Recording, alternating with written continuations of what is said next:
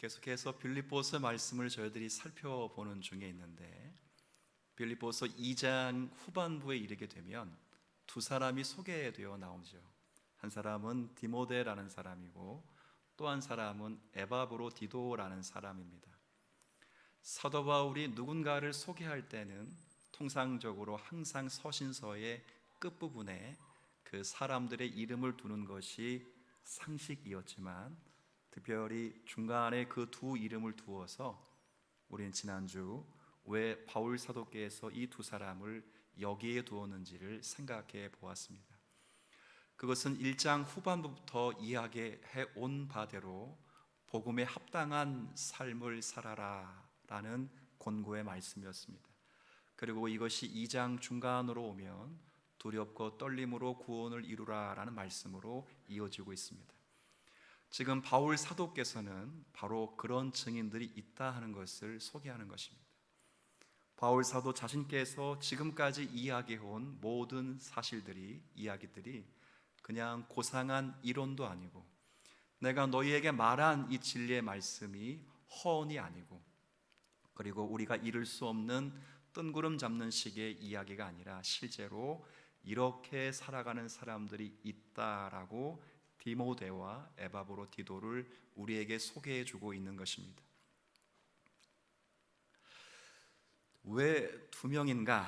이건 유대 증인법, 그리고 지금도 효력이 있는 것처럼 증인이 참 되려면, 그 증언하는 것이 참이 되려면 증인은 최소한 2명 이상은 되어야 합니다.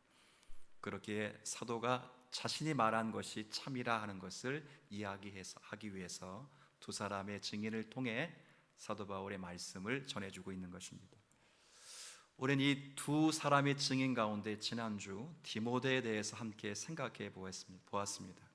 디모데가 거짓 없고 꾸밈 없는 진실되고 순전한 믿음을 따라 그가 그리스도 예수의 일을 생각하다가 많은 연단을 받았다, 그렇게 말했습니다. 바울 사도께서 디모데로 하여금 생각할 때 그는 연단의 사람이었습니다. 그가 고생을 많이 했다, 그렇게 번역하거나 말하지 않았습니다. 오히려 디모데는 연단을 많이 받았다라고 말했습니다. 이 땅을 살아가면서 많은 사람들이 고생을 하면 많은 사람들이 고생을 하는 중에 변화되어 갑니다. 근데 놀랍게도 어떻게 변화를 하게 되냐면 고생을 하는 이유 쪽으로 변화를 합니다. 이게 사람들이 고생을 겪으면서 변화되는 과정입니다.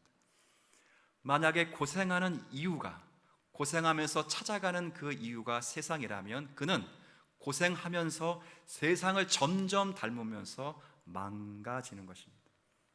그러나 고생하는 이유가 예수님일 경우, 그리고 고생하는 이유가 예수님께서 우리에게 맡기신 하나님의 일일 경우, 그 사람은 고생을 하면서 점점 하나님과 예수 그리스도를 닮아 변화되어 가는 것입니다. 이렇게 변화되어 가도록 주어진 고생을 성경은 고난이라 이렇게 말하고, 그 고난을 그리스도의 일을 생각하면서 견뎌내는 인격을 연단이라 이렇게 말했습니다. 이 연단이 중요한 것은 바울 사도께서 말씀하신 것과 같이 환난은 인내를, 인내는 연단을, 연단은 그 다음 뭐죠? 소망을 이루기 때문입니다. 우리 주님께서 저와 여러분에게 주시는 연단 속에서 하나님을 더 의지하고 하나님을 닮도록 주신 많은 자리가 있다고 말씀을 드렸습니다. 그 자리에서 그리스도의 일을 생각하면서 묵묵히 그 일을 감당하며 하나님 앞에 빚어져가는 저와 여러분이 되셨으면 좋겠습니다. 그리고 오늘 살피게 될 두 번째 증인은 에바브로디도라는 사람입니다.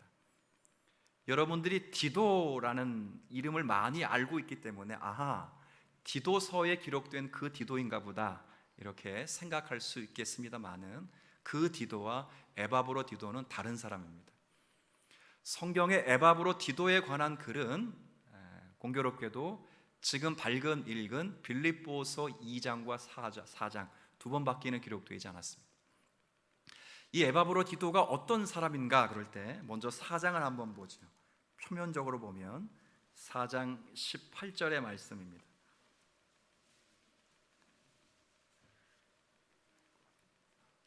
4장 18절 제가 읽지요. 내게는, 이거 바울의 이야기입니다. 내게는 모든 것이 있고 또 풍부한지라. 왜 이렇게 풍부하냐면 에바브로 디도 편에 너희가 준 것을 뭐 했으니? 받았어. 그러니까 이 말씀을 잘 보면 아하, 빌립보 교회 성도들이 파송한 사람이구나라는 것을 알 수 있습니다. 감옥에 있는 바울 사도를 섬기고 그 사람을 지극정성으로 돌볼 뿐 아니라 그를 위한 헌금과 물자를 가지고 빌립보 교회로부터 파송받은 사람이 에바브라 디도라는 사람이라는 것을 가늠할 수 있습니다. 그리고 오늘 다시 2장으로 돌아오면 이 에바브라 디도라는 사람이 어떤 사람인가, 이 짧은 구절로 그의 삶을 다 알 수는 없지만 놀랍게도 이 에바브라 디도가 디모데와 공통점이 하나 있습니다. 바울은 이 사실을 우리에게 이야기해 주고 싶습니다. 그게 뭘까요? 30절 한번 다 같이 한번 읽겠습니다. 시작. 그가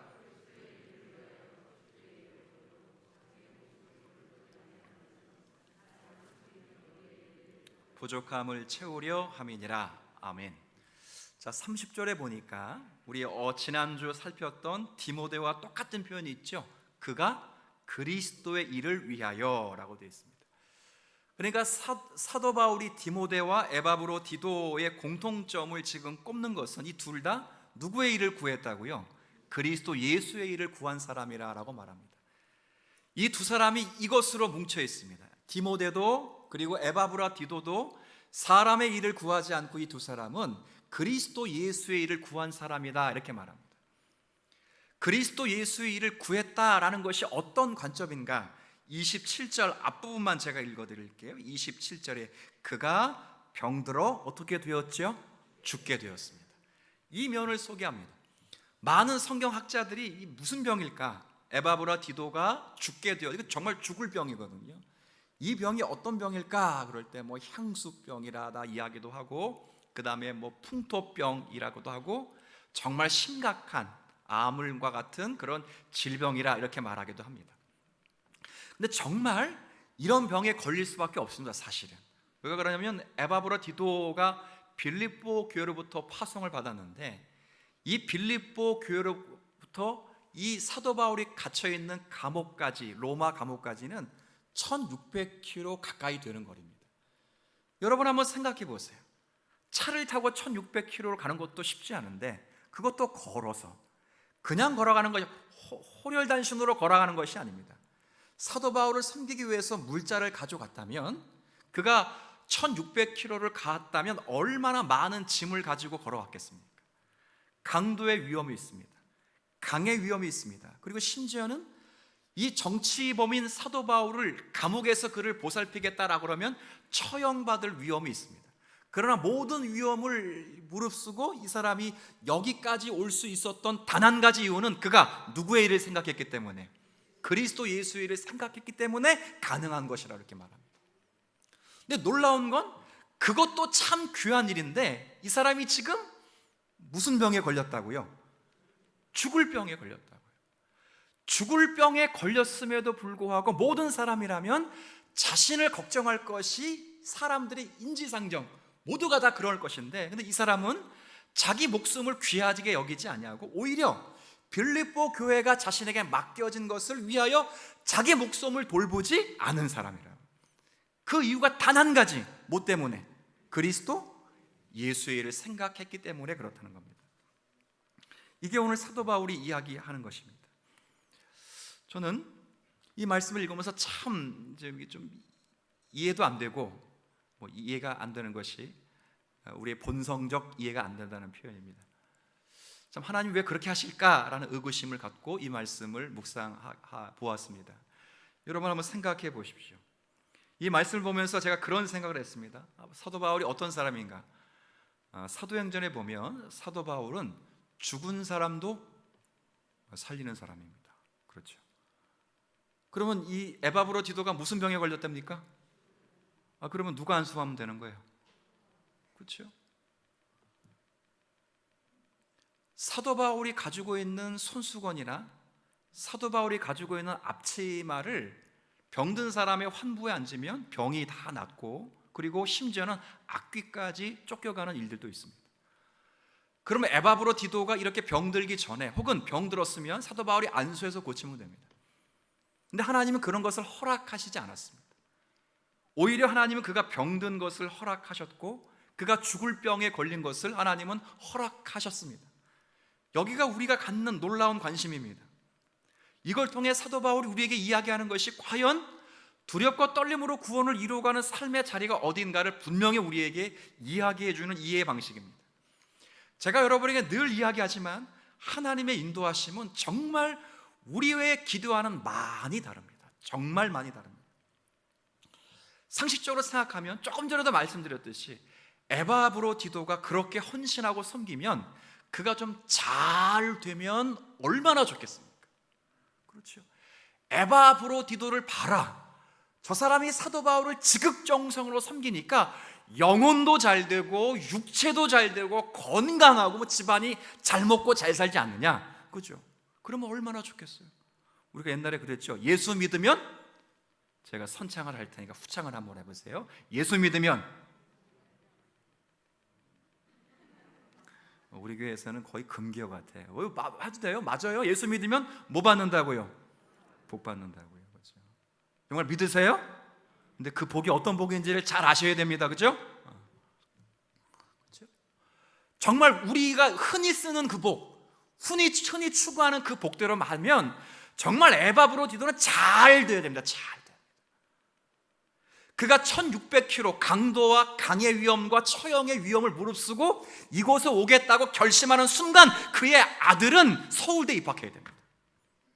그러지 않아요? 막 그 결심하는 동안 막 그에게는 영혼이 잘 됨같이 범사가 잘 돼야 됩니다. 근데 오는 동안 피곤하고 오는 동안 강도와 강의 위험 속에 막 근심이 되고 힘들어 죽겠는데 와서도 누굴 섬겨야 돼요? 사도 바울을 죽도록 섬기니까 몸에 병이 들었습니다. 그것도 무슨 병? 자, 묻습니다. 사도 바울이 먼저 죽을까요? 이 사람이 먼저 죽을까요? 지금 병세를 보면 감옥에 있는 사도 바울보다 에바브로디도가 훨씬 먼저 죽을 것 같습니다. 근데 더더욱 놀라운 건 사도 바울이 어떻게도 못하는 겁니다. 조금 전까지만 해도 죽을 병을 살렸는데 죽을 병을 살린 자가 아니라 죽은 자도 살리고 심지어는 그가 안수하지 않아도 그가 입고 있었던 옷 한 번 만지면 마치 누구를 생각나게 합니까? 예수님을 생각나게 한다고요. 그 사람의 옷자락을 만지면 혹은 그 사람이 가지고 있는 손수건을 내 머리에 얹으면, 그죠? 모든 게 다 떠나가는 것입니다. 근데 정작 그 사도 바울이 에바브로디도를 고친다 못 고친다? 못 고친다는 거예요. 왜 그렇게 하시는가? 복음에 합당한 삶을 살아가면서 두렵고 떨림으로 구원을 이루어가는 자리가 도대체 어떤 자리인가? 사도 바울은 에바브로디도를 통해 분명히 우리에게 이야기해 주는 것입니다. 그 자리가 우리가 하나님께 기대하는 자리와는 다른 자리라는 겁니다. 그럴 수 있다는 것입니다. 우리가 하나님께 목적지를 정해놓고 우리가 복을 정해놓고 모든 것이 내 마음대로 되는 그 자리에서 하나님이 나에게 일하시는 것이 아니라 때로는 내가 원치 않고 내가 상식적으로 기대하지 않은 모든 일을 동원해서도 하나님은 나를 만드실 수 있는 전능하신 하나님이시라는 사실입니다. 이걸 우리가 믿는 것을 복이라고 말하는 것입니다. 성경은 이 이야기를 꺼내놓기 위해서 에바브로디도를 증인으로 채택하고 있습니다. 에바브로디도를 다시 돌아와 보십시오. 그가 죽을 병에 걸린 것 때문에 복음이 진전되었습니다. 오늘 놀랍게 26절의 말씀을 여러분이 한번 읽어주시면 좋겠습니다. 26절입니다. 시작. 그가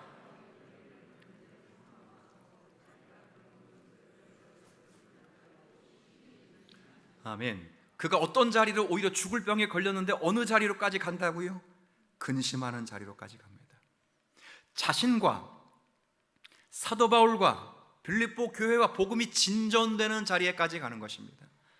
하나님을 더 의지하는 자리에까지 가고 자기가 사도 바울을 섬기다가 죽을 병이 들었다는 것을 파송한 교회가 알므로 파송한 교회를 오히려 걱정하고 그 교회가 나로 인하여 복음에 위축되는 일이 없도록 그 교회를 위하여 기도하는 자리까지 가고 거꾸로 그 교회는 빌립보의 교회에서 파송된 에바브로디도가 교회를 거꾸로 걱정하는 에바브로 기도 때문에 더 크게 복음에 진전되는 자리에까지 가게 되는 것입니다.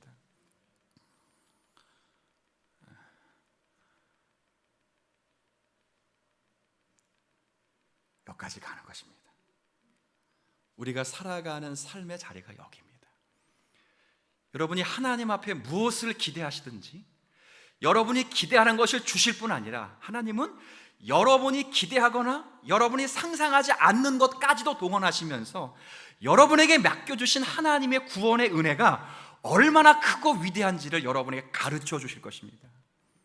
하나님은 분명히 그러실 수 있는 하나님이십니다. 바울이 이걸 우리에게 에바브로 디도 편으로 말씀해 주고 싶은 것입니다. 제가 성경을 늘 보면서 깨닫게 되는 것은 우리 인생 가운데 아무런 쓸모없는 것이 없다 하는 겁니다. 우리 안에 있는 모든 것이 하나님의 오묘한 섭리 속에 존재한다는 것을 그냥 날마다 사실은 깨달을 수 있습니다. 우리 인생 가운데 저도 그렇습니다. 내 안에 이것만 없었다면 참 좋았을 텐데, 내가 이것만 없으면 더 열심으로 하나님을 섬기며 멋지게 신앙생활을 했을 것 같은데 라는 것이 항상 있습니다. 그런데 오히려 그것이 있기 때문에 신앙생활을 더 못하는 것이 아니라 오히려 그것 때문에 더 깊어지는 자리로 간 때가 참 많습니다. 이게 오묘합니다. 제가 그냥 동물의 왕국을 좋아하니까 동물의 왕국을 한번 이야기를 해보죠. 여러분, 동물의 왕국 보면 이 육식동물과 초식동물이 있습니다. 근데 육식동물은 항상 초식동물을 잡아먹는데 어떤 걸 잡아먹냐면 약한 것들을 잡아먹습니다. 그렇죠? 센 거 못 잡아먹습니다. 새끼거나 병든 것을 잡아먹는데 그나마 사자와 표범은 좀 낫습니다. 왜냐하면 목덜미를 한번 딱 물어가지고 질식시켜 죽인 다음에 잡아먹습니다. 신사적이죠. 잡아먹는 건 똑같습니다만 그래도 질식시켜 잡아먹는다고. 근데 이 들깨나 하이에나 같은 것들은 정말 아주 뭐라 그럴까? 거지같이 잡아먹습니다. 잡아먹는 것도 그냥 뭐 한 번에 질식시키는 것도 아니고 꼬랑지 물고, 그죠? 보세요. 뒷다리 물고 막 가슴 물고 다 뭅니다. 그래서 산채로 잡아 뜯어 먹으면서 죽입니다. 그래서 제가 어릴 때 항상 보면서 이 육식동물은 나쁜 놈이고 초식동물, 잡혀먹는 동물은 불쌍한 놈, 이렇게 생각했습니다. 근데 감사하게도 저만 그렇게 생각한 게 아닙니다. 케냐에 있는 한 자연농원에서 이렇게 생각을 해가지고 정말 많은 육식동물들을 많이 학살시켰습니다. 그랬더니 어떤 일이 벌어졌을까요? 초식동물이 집단 폐사하는 일이 벌어진 겁니다. 그래서 결정을 했답니다. 더 이상 육식동물을 자연에 손을 대지 않기로. 그거 뭐 깨달았습니다. 육식동물이 무조건 나쁜 게 아니로구나. 제가 왜 이 말씀을 드릴까요? 우리 안에 있는 모든 환경들이 사실은 하나님 앞에서 편치 않고 우리가 살아가는 인생 가운데 불편한 것들이 참 많을지라도 사실은 이것이 때로는 우리로 하여금 우리의 존재를 더 살찌우며 우리가 하나님을 아는 일에 더 깊게 만드는 도구가 될 수도 있다는 것입니다. 하나님은 그렇게라도 역사하실 수 있는 전능하신 하나님이시라는 거예요. 제가 매기 이론 하나 더 설명해 드릴까요? 미꾸라지의 천적이 뭡니까? 지금 제가 이야기했죠? 메기입니다. 그래서 메기는 미꾸라지를 잡아먹고 삽니다. 그래서 메기 있는 곳에 미꾸라지 집어넣으면 큰일 납니다. 그래서 양식을 하면 사람들이 미꾸라지만 키우면 좋겠다, 미꾸라지만 다 키웁니다. 그러면 이것들이 멸치만해집니다. 미꾸라지가 실제 그렇습니다. 번식도 안 하고 먹지도 않습니다. 그러면 거기다가 뭘 집어넣어야 될까? 두세 마리를? 메기를 집어넣습니다. 메기를 집어넣으면 이것들이 피해가면서 정말 육질이 좋아집니다. 그리고 번식을 기가 막히게 하는 것입니다. 그거 잘 먹습니다. 이래서 경제도 매기 이론이라는 게 나왔습니다. 맞는 거라 맞거나 틀리거나는 모르겠는데 여러분, 우리의 인생이 그와 같습니다. 물론 우리가 우리의 일을 열심히 내게 하는 것이 사실 적극적이고 긍정적인 것이면 얼마나 좋겠습니까? 우리를 분발시키는 것이 사랑이라면 얼마나 좋겠어요. 근데 우리가 악질이고 하나님 앞에서 본성상 이렇게 정직하지 못하기 때문에 최고의 동인인 사랑 갖고 우리가 분발을 내지 않습니다. 여러분 스스로를 보고 저를 봐도 똑같습니다. 하나님이 우리를 사랑하시는 그 사랑만으로 우리가 분발하지 않습니다. 사사기를 보십시오. 언제 회개하죠? 언제 회개합니까? 딱 하나입니다. 맞아야 회개합니다. 그리고 누군가가 자신들을 괴롭히고 가시가 하나씩 있어야 그제서야 비로소 뭐 한다고요? 회개합니다. 따뜻할 때는 언제나 하나님 앞에 기도하지 않습니다. 다윗이 언제 하나님 앞에 눈물을 흘려 회개했죠? 범죄할 때입니다. 모든 사람들이 언제 제정신을 차립니까? 육체에 가시가 있을 때입니다. 하나님이 이것을 너무도 잘 아십니다. 그래서 우리의 인생 가운데 사실은 모든 인생 가운데 하나씩 정말 우리의 인생의 저 미꾸라지 같은 모든 우리의 인생에 저 메기 같은 사람은 하나씩 다 있습니다. 놀라운 건 저 메기 같은 환경, 메기 같은 인생이 나를 한 번만 따라해 주세요. 이거 1부 때도 따라했어요. 나를 그 다음 살찌우게 한다. 살찌우게 한다는 거예요. 이것이 두렵고 떨림으로 우리의 구원을 이루어가는 자리라는 겁니다. 우리에게 거추장스러워 보이는 것들을 하나님은 존재하게 하고, 그리고 우리들에게 부대끼게 하는 모든 것들을 하나님이 존재하게 하신 후에 그 모든 것들을 통해서 우리의 유익을 위해 쓰실 수 있는 하나님의 지혜로움과 능력이 우리 안에 있다는 거예요. 그것이 두렵고 떨림으로 구원을 이루어가는 우리의 삶의 자리임을 다시 한번 확인시켜 주는 것입니다. 그러고 보면 정말 우리 안에 쓸모없는 것들은 아무것도 없습니다. 우리 주변에 거추장스럽고 불편해 보이고 저거 하나만 없으면 참 좋겠다 하는 것조차도 사실은 하나님은 다 쓸모가 있어서 붙여놓은 거예요. 저 원수 같은 놈 왜 태어나게 하셨을까? 저 원수 같은 놈 때문에 내가 뭐가 찐다고요? 살이 찌는 겁니다. 내가 크는 것입니다. 이사야 성경 55장의 말씀을 제가 여러분과 함께 잠깐 보겠습니다. 이사야 성경 55장 한번 보시죠. 8절부터 11절 말씀인데 같이 한번 읽어볼까요? 8절로 11절 앞에 있습니다. 같이 읽겠습니다. 시작. 이는 내 생각이 너희의 생각과 다르며 내 길은 너희의 길과 다름이니라. 여호와의 말씀이니라. 이는 하늘이 땅보다 높음같이 내 길은 너희의 길보다 높으며 내 생각은 너희의 생각보다 높음이니라. 이는 비와 눈이 하늘로부터 내려서 그리로 되돌아가지 아니하고 땅을 적셔서 소출이 나게 하며 싹이 나게 하여 파종하는 자에게는 종자를 주며 먹는 자에게는 양식을 줌과 같이 내 입에서 나가는 말도 이와 같이 헛되이 내게로 되돌아오지 아니하고 나의 기뻐하는 뜻을 이루며 내가 보낸 일에 형통함이니라. 아멘. 없었어요? 일부 때는 있었는데 그거 어디 살아갔어? 어디로 갔어? 집에 가서 찾으세요. 그렇죠? 전화도 받으시고. 이게 무슨 말이냐면 이제 간략하게 설명드리겠습니다. 다르다는 겁니다. 다르다. 뭐가 다르냐? 하나님의 생각과 너희의 생각이 다르다는 겁니다. 높다는 겁니다. 뭐가 높냐? 너희의 생각보다 내 하나님의 생각이 높다는 겁니다. 마치 하늘이 땅보다 높음같이 높다는 겁니다. 그걸 뭘로 설명하냐? 비를 통해 설명합니다. 비가 내려서 바로 바다에 내린 다음에 하늘로 올라가게 하지 않게 하시고 하나님은 비를 산에 내려서 산대부터 시냇물을 만들고 그것이 도랑물을 만들고 그것이 냇물을 만들고 그것이 강으로 올라가서 강에서 바다에 흐르기까지 많은 일을 이룰 수 있도록 하나님의 인생의 모든 역사에 개입하셔서 그렇게 역사를 이루실 수 있는 하나님이시라는 사실입니다. 이해되시겠지요? 만약에 여러분이 마치 내가 예수 그리스도를 믿어 구원을 받고 하나님이 나를 사랑하신 후에 나를 하나님의 자녀 삼아주신 다음에 내가 거듭난 직후에 하나님의 바로 하늘로 올라간다면 우리가 크지를 못하는 것입니다. 마치 비가 바다에 떨어진 다음에 바로 하늘로 올라가듯이 그렇지 않고 하나님은 그렇게 너희를 구원하지 않았다는 겁니다.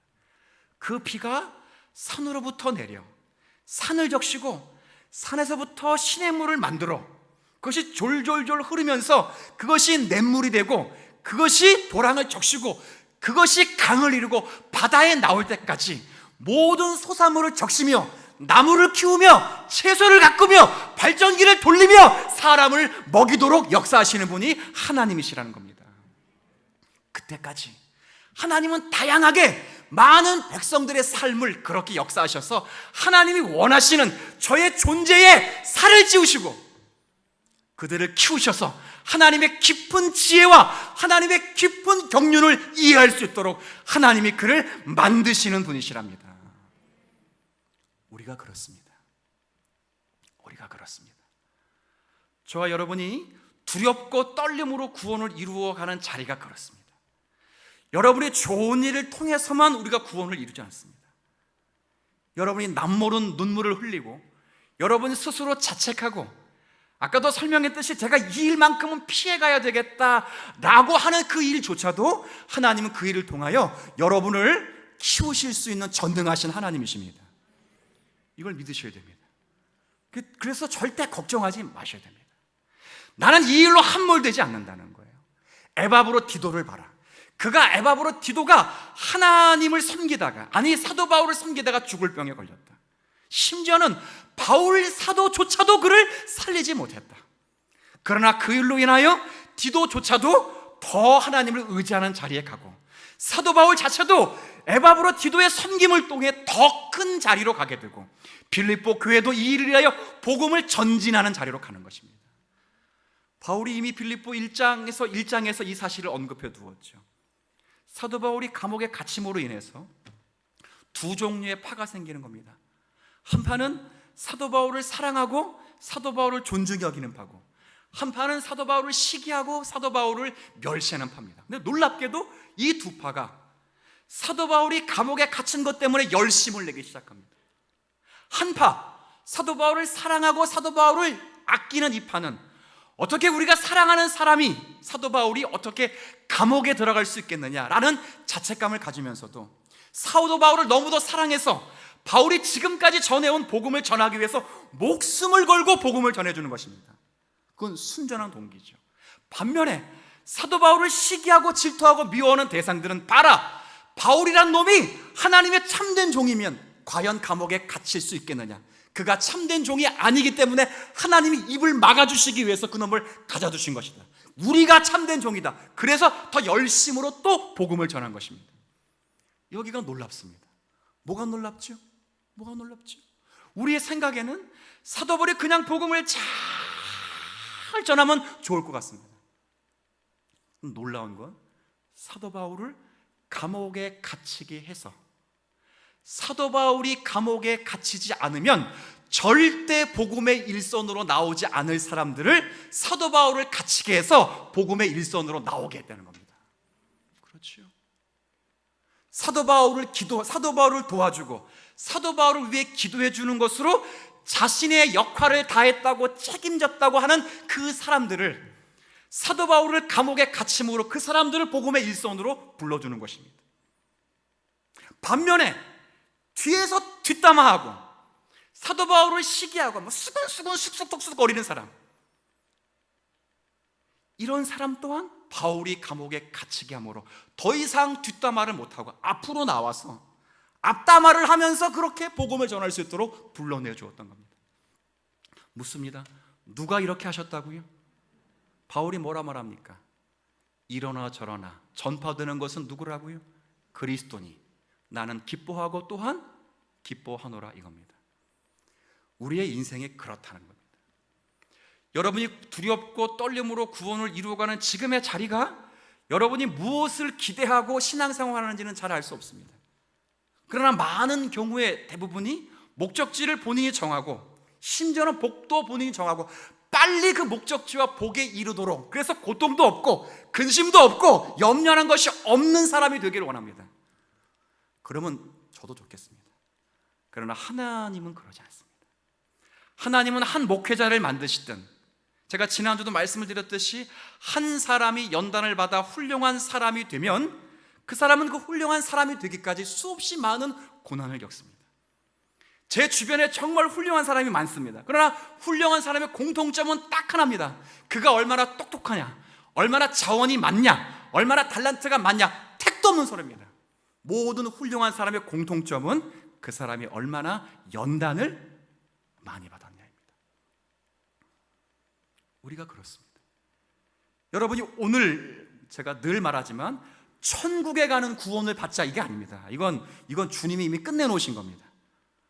그 구원을 펼쳐서 하나님의 구원의 깊은 은혜를 우리가 이 땅 가운데 누리며 살아서 우리가 거듭나서 아기로 태어날 뿐 아니라 그 아이가 그리스도의 장성한 분량에까지 모아가는 것, 자라가는 것, 커가는 것, 주님이 거기까지 우리를 요청하십니다. 그 일에 하나님은 죄송합니다만 못하실 일이 없는 것입니다.